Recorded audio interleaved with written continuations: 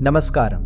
Welcome to Dharmaswara. Have you ever wondered why we chant mantras 108 times? Why Japamalas have exactly 108 beads? What is the real significance of 108 in our traditions? If you've spent any time around Indian culture, you've seen this number everywhere. Our grandparents used Japamalas with 108 beads. In yoga classes, we're encouraged to perform 108 Surya Namaskars. And in a very practical sense, 108 is even the emergency ambulance number in India. Usually when we ask why, we're told it's traditional or simply it's a sacred number. But if you like to look deeper, that answer isn't quite enough. Because 108 is not just symbolic. It appears in astronomy, in language, and even in our own anatomy. It is a bridge between the world outside us and the world within. Let's explore the logic behind it. Our ancestors were careful observers of the sky. The distance between the Earth and the Sun is roughly 108 times the Sun's diameter. And if that sounds like coincidence, the distance between the Earth and the Moon is also about 108 times the Moon's diameter. This ratio, 108, is what allows a total solar eclipse.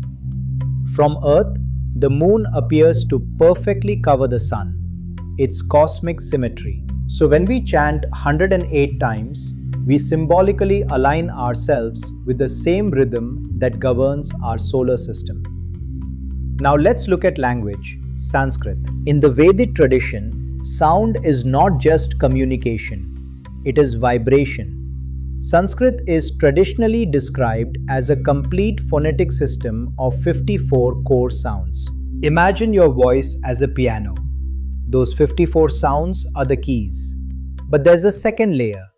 Each sound has two dimensions, the silent potential, Shiva, and the expressed vibration, Shakti. Since there are 54 sounds and each has two aspects, we arrive at 108 vibrational possibilities. You symbolically touch every key of your internal instrument. It's like tuning a radio slowly through every frequency until the signal becomes clear. That is the logic of 108, a systematic reset.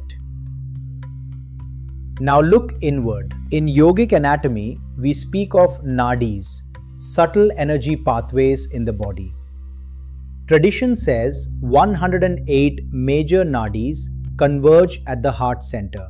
Picture your heart as the hub of a wheel, with 108 spokes radiating outward. For that wheel to move smoothly, every spoke must be balanced. Each repetition is set to touch one pathway. So chanting 108 times becomes a full internal alignment, a complete circuit. There's also a very simple reason. For most mantras, 108 repetitions take about 10 to 12 minutes. That's a psychological sweet spot, long enough for mental noise to settle, short enough to fit into modern life. Whether it's a 10-minute reset or a deeper immersion, the power lies in completing the cycle. 108 is not superstition. It is structure. It is rhythm. It is mathematics meeting meditation. When you complete a 108 cycle, you align your breath, your sound, and your awareness to a pattern that echoes from the cosmos to your own center. And that is why 108 endures. If you're still watching, thank you. That means this resonated. Subscribe to Dharmaswara, hit the like button. Share in the comments what stayed with you. There is much more to explore. Until then, stay aligned.